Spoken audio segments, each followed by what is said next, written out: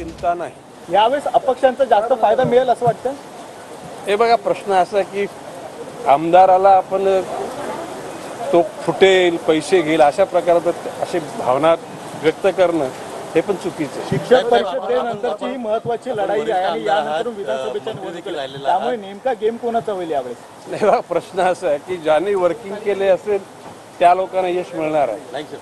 आणि बाब अशी आहे की असं झालं काय की जो कोणी म्हणजे काय आमदार खरेदी वगैरेचा जो असा कोणी विचार करतात ना, ते इतक्या लाखो लोकांच्या मतावर निवडून येणारे लोक काँग्रेसचे 4 ते 5 पहिल्यापासून कुठल्यासाठी ते कोणी पैशाने कोणी फुटेल असं नाही, विचारसरणी कोणाला पटत नाही वगैरे अशा गोष्टी होऊ शकतात।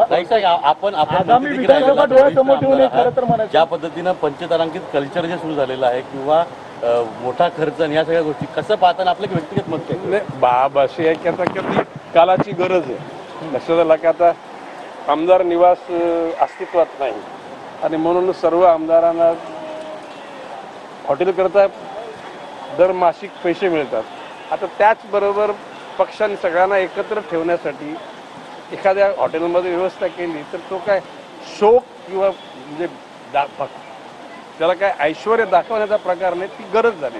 ओके, गेल्या काही दिवसांपासून हे सगळं सुरू आहे, त्यामुळे आगामी विधानसभा डोळ्यासमोर काही आमदार फुटतील?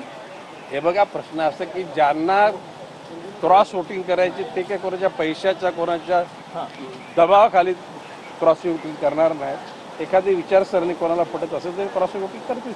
सर, हिंदी में जानना चाहेंगे, आप वोट करके आए हैं। भाजपचे आमदार गणेश नाईक यांनी आता नुकतंच मतदान केलेलं आहे। पैशानं नाही तर पक्षाचे विचार पटत नसल्यानं आमदार फुटू शकतात, मात्र लाखोंचं प्रतिनिधित्व करणारे